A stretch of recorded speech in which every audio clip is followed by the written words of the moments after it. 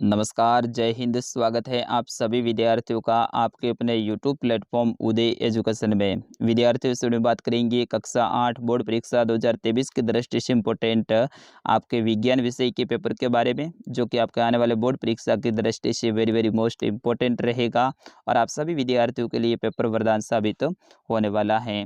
इस पेपर को अंत तक जरूर देखिएगा। बिल्कुल आपके पूरे के पूरे 80 नंबर कवर होने वाले हैं और जिन जिन विद्यार्थियों को 80 में से 80 नंबर लाने हैं उन सभी से निवेदन रहेगा इस पेपर को अंत तक देखिएगा, क्योंकि वेरी वेरी मोस्ट इम्पोर्टेंट ये आपके लिए पेपर साबित होने वाला है। और सारे के सारे प्रश्नों के उत्तर भी हम साथ में लिख कर आए हैं।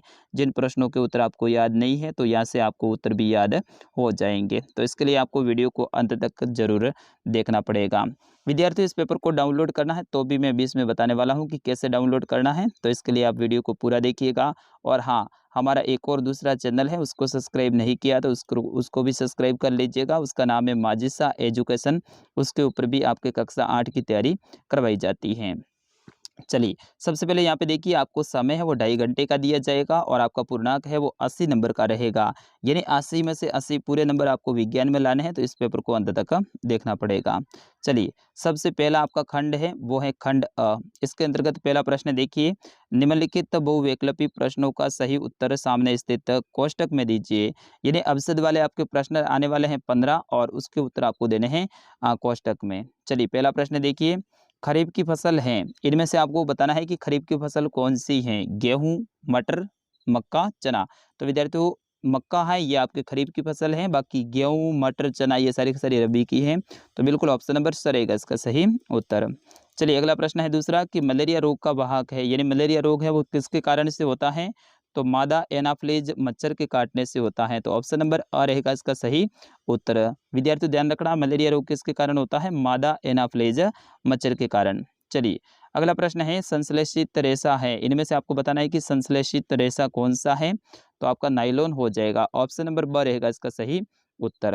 विद्यार्थियों, इस पेपर को डाउनलोड करना है तो गूगल में जाके आपको सर्च करना है udaystudy.com। क्या करना है, udaystudy.com। तो वहाँ पे हमारी वेबसाइट आएगी और वेबसाइट में क्लास 6 to 10th वाला ऑप्शन मिलेगा, वहाँ से आप डाउनलोड कर सकते हैं। लेकिन पहले इस वीडियो को देखिए, बाद में कैसे डाउनलोड करना है मैं आपको पूरा पूरा समझाऊंगा।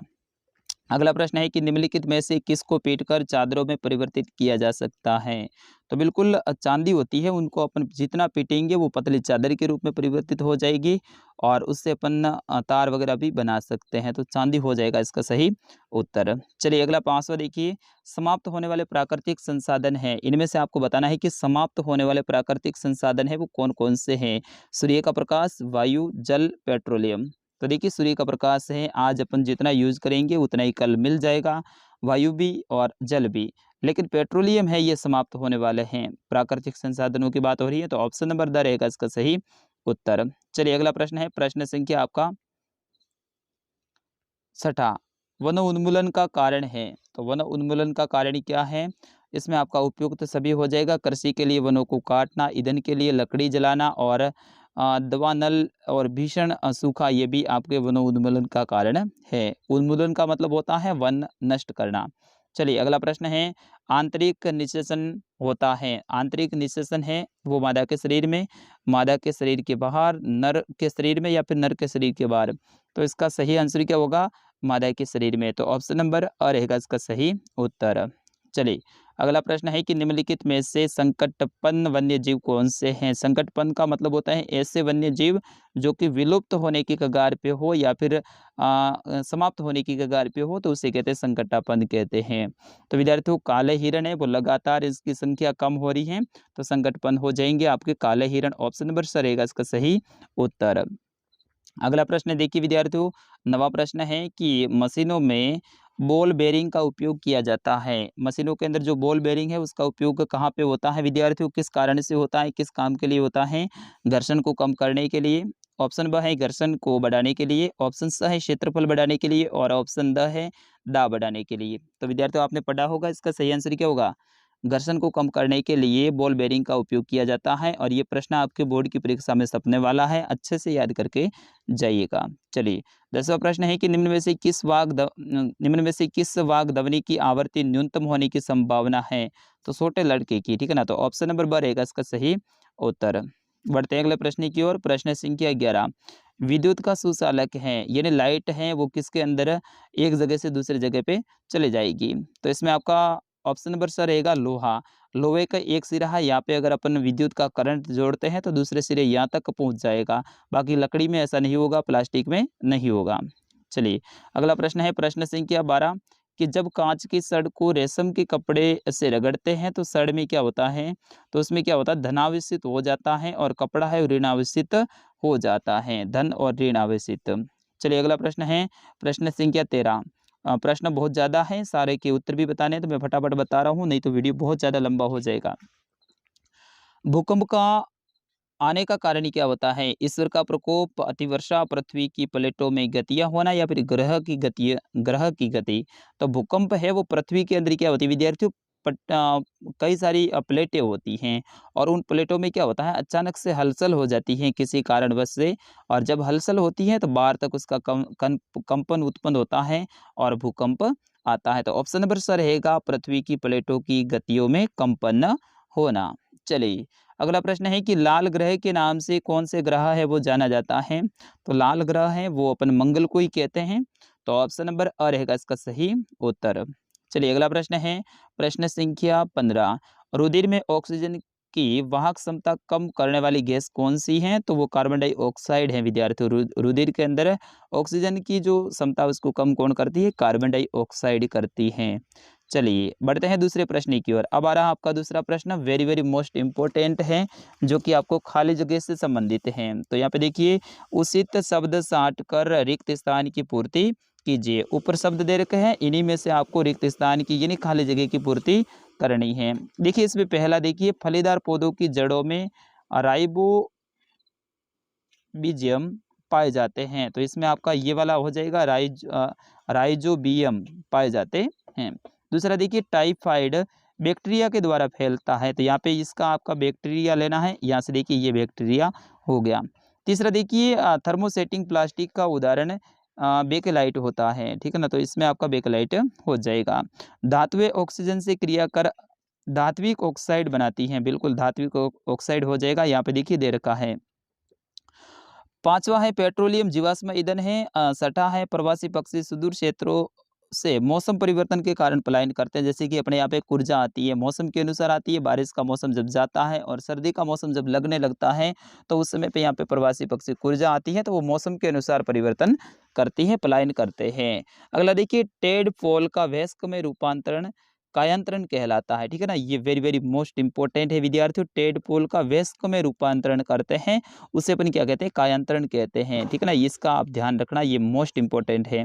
और आठवां आपका हो जाएगा, जूतों के तले घर्षण के कारण घिस जाते हैं। यानी जूते होते हैं, उनके जो तलिया होता है जिसको अपन तले कहते हैं, तो वो क्या होता है, घर्षण होता है ना अपने पैरों के अंदर जब चलते हैं, उस कारण से वो घिसते हैं। इंग्लिश मीडियम वाले विद्यार्थी हैं तो वो आप देख सकते हैं, आपके लिए भी यहाँ पे प्रश्न दे रखा है। अच्छे से आप जब इस पेपर को डाउनलोड करेंगे तो वहाँ से आपको इनके पूरे पूरे प्रश्न मिल जाएंगे। चलिए तीसरा प्रश्न है, यदि सही कथन है तो आपको टी लगाना है और गलत कथन है तो उसके आगे आपको एफ लगाना है। ये भी मोस्ट इंपॉर्टेंट प्रश्न रहेगा। तो यहाँ पे सही और गलत आपको बताना है। तो अवांछित या फिर अप्रिय ध्वनि को संगीत कहते हैं, ये गलत बात है, तो एफ लगा दो। सजातीय आवेश एक दूसरे को आकर्षित करते हैं, सजातीय है एक दूसरे को आवेश आकर्षित करते हैं, ये भी गलत बात है, तो इसमें एफ लगा दो। पृथ्वी सौर परिवार का सबसे छोटा ग्रह है, ये तो गलत बात है। सौर परिवार का सबसे छोटा ग्रह तो नहीं है पृथ्वी, तो इसके लिए भी आप एफ लगा दो। आसुत जल में विद्युत धारा का चालन होता है, बिल्कुल गलत है, आसुत जल में नहीं होता है, तो एफ लगा दो। और क्लोरोफ्लोरोकार्बन एक प्रदूषक गैस है, सही बात है, तो टी लगा दो। लोहे में संचारित होने या फिर जंग लगने की प्रवृत्ति होती है, यह भी सही बात है, लोहे के अंदर जंग लगता है जिसको अपन काट कहते हैं। और प्रोजेक्ट टाइगर बाघ के संरक्षण से संबंधित ये एक योजना है, तो बिल्कुल ये भी सही है, तो इसके लिए आप टी लगा दीजिएगा। बढ़ते हैं अगले प्रश्न की ओर। प्रश्न संख्या 4, कॉलम अ को कॉलम बी से मिलान करना है। जैसे कि रबी की फसल इनमें आपको छांटनी थी, तो गेहूं और चना होती है विद्यार्थियों, ये रबी की फसल होती है, ध्यान रखना, गेहूं और चना। एक प्रोटोजोआ जनित रोग कौन सा है, मलेरिया। मलेरिया का कारक है ये प्रोटोजोआ जनित रोग है। कपास, कपास क्या है? प्राकृतिक रेशा है, ठीक है ना, प्राकृतिक रेशा क्या है? कपास है। डीजल क्या है? मोटर ईंधन है, यानी गाड़ी चलानी है तो उसके अंदर अपन क्या करते हैं? डीजल डालते हैं, तो मोटर ईंधन हो जाएगा। और अंडाणु उत्पादित होते हैं तो ये अंडाशय में, ठीक है ना, इस तरह से आपको ये बताने हैं। चलिए 5वां प्रश्न, मिट्टी में पोषक स्तर को बनाए रखने के लिए क्या मिलाया जाता है? खाद और उर्वरक मिलाते हैं, ठीक है ना, ये ध्यान रखना। मिट्टी के अंदर पोषक तत्व बनाए रखने के लिए, यानी मिट्टी के अंदर ताकत बनाए रखने के लिए अपने क्या करते हैं? उसके अंदर खाद और उर्वरक मिलाते हैं। तो इसका सही आंसर क्या हो जाएगा? खाद एवं उर्वरक। 6वां प्रश्न देखिए, कैरम खेलते समय कैरम बोर्ड पर घर्षण कब करने के लिए किसका उपयोग किया जाता है विद्यार्थियों? कैरम जब खेलते हैं और कैरम बोर्ड होता है इतना बड़ा, उसके ऊपर क्या घर्षण हो जाता है ज़्यादा, तो उसको कम करने के लिए क्या करते हैं? पाउडर लगाते हैं, पाउडर डालते हैं, फिर उसके बाद में वो खेलते हैं। 7वां देखिए, किसी एक ध्वनि प्रदूषक का नाम बताइए। ध्वनि प्रदूषक का मतलब होता है आसपास के जो वातावरण है उसमें आवाज़ बहुत ज़्यादा करता है, तो टीवी करता है। और लाउड स्पीकर यानी बड़े-बड़े जो स्पीकर होते हैं डीजे वगैरह, वो भी करते हैं। तो लाउड स्पीकर आप लिख सकते हैं, सबसे बेस्ट आपका उत्तर रहेगा। चलिए 8वां प्रश्न है कि विद्युत के एक कुचालक पदार्थ का नाम लिखिए। कुचालक का मतलब होता है ऐसे पदार्थ या फिर ऐसी वस्तु जिसके अंदर विद्युत की धारा प्रवाहित नहीं होती, यानी यहाँ पे अपन लाइट जोड़ते हैं तो यहाँ तक नहीं पहुँचती है, तो लकड़ी हो जाएगा, पत्थर हो जाएगा, इनमें लाइट नहीं होती है, यानी कुचालक है। चलिए 9वां प्रश्न है कि विश्व उष्णन के लिए उत्तरदायी गैस कौन सी है, यानी गर्मी पैदा करने के लिए? तो विश्व उष्णन के लिए ग्रीन हाउस गैस, ये तो भाई आपका क्या हो गया? विश्व उष्णन, भाई मैं कंफ्यूज हूँ इसमें, ठीक है। अगला प्रश्न देखिए, प्रश्न संख्या 10, आप गर्मियों के लिए सूती एवं संश्लेषित रेशे में से किस रेशे के कपड़े बने खरीदेंगे और कारण बताइए? तो गर्मियों में भाई बात हो रही है, तो गर्मियों में तो हम क्या करेंगे? सूती वस्त्र ही खरीदेंगे। कारण क्या है? सूती वस्त्र संश्लेषित वस्त्रों की अपेक्षा कम ऊष्मा अवशोषित करते हैं। संश्लेषित होते हैं वो क्या करते हैं? ज़्यादा से ज़्यादा गर्मी को है वो खींचते हैं और कपड़े को और अपने शरीर को और पूरे को गर्म कर लेते हैं, लेकिन सूती कपड़े होते हैं वो ऐसा नहीं करते हैं। दूसरा क्या लिखोगे? सूती वस्त्र पसीने को अवशोषित कर लेते हैं, यानी पसीना भी निकलता है तो उसको भी है ना, सूती कपड़े उसके अंदर अपने आप खींच लेते हैं। और अगला प्रश्न है प्रश्न संख्या 11, धातु और अधातु में कोई 3 अंतर बताइए। धातु ठोस होते हैं जबकि अधातु है ठोस, द्रव, गैस तीनों में हो सकते हैं। ठोस कैसे? जैसे पत्थर। द्रव कैसे? जैसे कि पानी। और गैस, गैस तो गैस ही होती है, आपको पता ही है। धातु में चमक होती है जबकि अधातु में चमक नहीं होती है। धातु में तन्यता का गुण पाया जाता है, यानी उसको खींच के अपन लंबा कर सकते हैं। और विद्युत के सुचालक होते हैं, लाइट भी चलती है। जबकि अधातु में तन्यता के नियम नहीं होते हैं, जैसे कि पत्थर को अपन खींच के बड़ा थोड़ा ही करेंगे, वो टूट जाएगा। और ये कुचालक होते हैं विद्युत के, ये भी आपको ध्यान रखना है। प्रश्न संख्या 12 है कि संगमरमर के फर्श पर साबुन के पानी से भरी बाल्टी उलट जाए तो फर्श पर आपके लिए चलना आसान होगा या फिर कठिन? उत्तर का कारण भी बताइए। भाई साबुन से भरी बाल्टी गिर जाए तो फिर अपने तो दांत टूटने निश्चित हैं। तो यहाँ पे उत्तर देखिए, हम अपने पैरों और ज़मीन के बीच में मौजूद घर्षण के कारण चलने के सक्षम होते हैं। चलने के लिए हम अपने पैरों में ज़मीन के पीछे की ओर धकेलते हैं और घर्षण बल इसे आगे की ओर दिशा देता है और इस कारण से अपन चलते हैं। लेकिन साबुन का पानी फर्श पर गिरने से ज़मीन और पैरों के बीच में घर्षण बल को कम हो जाता है। इस कारण से जो साबुन का फर्श है वहाँ पे चलना मुश्किल हो जाएगा। अगर चलने की कोशिश करेंगे तो अपन गिर भी सकते हैं। चलिए प्रश्न संख्या 13 है कि आग बुझाने के लिए पानी के इस्तेमाल से पूर्व विद्युत आपूर्ति है बंद क्यों करनी चाहिए? यानी आग अपन बुझाते हैं, वहाँ पे पानी का इस्तेमाल हो रहा है, तो वहाँ पे सबसे पहले अपन लाइट को क्यों काटेंगे? क्योंकि पानी है वो विद्युत का सुचालक होता है। यहाँ पे देखिए, नल का जन्म विद्युत का सुचालक होता है। विद्युत के झटके से बचने के लिए फायरमैन पानी की हौज में पाइपों का उपयोग करने से पहले मुख्य विद्युत की आपूर्ति है उसको बंद कर देते हैं। अगला प्रश्न है प्रश्न संख्या 14 कि भूकंप से बचने के लिए क्या-क्या सावधानियां बरतेंगे? तो भूकंप से बचने के लिए क्या करेंगे? भूकंप के समय आप अगर घर के बाहर हैं तो उसी इमारतों और बिजली के पोल से दूर रहना पड़ेगा। अगर आप गाड़ी चला रहे हैं तो गाड़ी को रोककर तुरंत बाहर निकल जाए और भूकंप के समय घर से बाहर निकल जाए, ये सबसे बेस्ट ऑप्शन रहेगा। अगला प्रश्न है प्रश्न संख्या 15 सौर परिवार का नामांकित चित्र बनाइए। तो इस तरह से सबसे पहले सूर्य, बुध, फिर उसके बाद में शुक्र, पृथ्वी, मंगल, शनि, अरुण, वरुण, बृहस्पति, जो भी है वो इस तरह से आपको ग्रह के नाम बताने हैं। अगला प्रश्न है प्रश्न संख्या 16 कि सीएनजी और एलपीजी का ईंधन के रूप में उपयोग करने से क्या लाभ है। इनके उत्तर आप देख लीजिए, थोड़े बड़े हैं तो मैं अब नहीं पढ़ूंगा, अब सारे प्रश्न फटाफट बताऊंगा क्योंकि वीडियो लंबा हो गया है। नर जनन तंत्र का नामांकित चित्र बनाइए, तो नर जनन तंत्र का आपको नामांकित चित्र बनाना है। फिर उसके बाद में खरपतवार किसे कहते हैं, खरपतवार का नियंत्रण कैसे किया जाता है समझाइए। या फिर सिंचाई किसे कहते हैं, जल संरक्षित करने वाली कोई दो सिंचाई विधियों के नाम बताइए। विद्यार्थियों ये दो प्रश्न आपके बोर्ड की परीक्षा में 101% आएंगे, स्टार लगा दीजिएगा, याद करके जाना पड़ेगा आपको, अगर नहीं जाओगे तो बाद में पछताओगे। खरपतवार किसे कहते हैं और सिंचाई किसे कहते हैं, ठीक है ना। ये दो प्रश्न आपको अच्छे से तैयार करके जाना है, इनका उत्तर बड़ा है, पेपर आप डाउनलोड कर लेना और वहां से इन प्रश्नों के उत्तर याद कर लेना।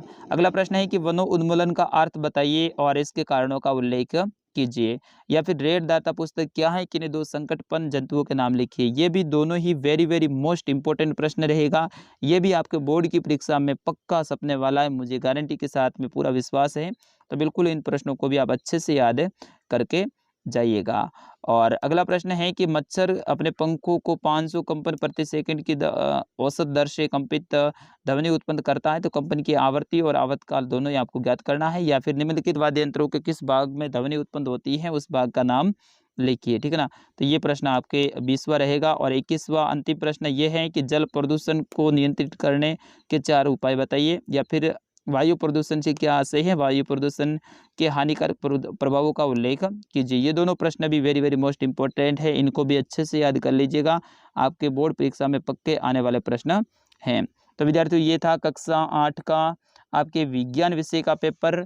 आपको इस पेपर को डाउनलोड करना है तो गूगल में जाके आप सर्च कीजिए udaystudy.com, बिल्कुल एकदम सरल है, इजी है, वहाँ से आप आराम से पेपर डाउनलोड कर सकते हैं। बिल्कुल आपको सर्च करना है, मैं दोबारा से लिख रहा हूँ, उदय स्टडी,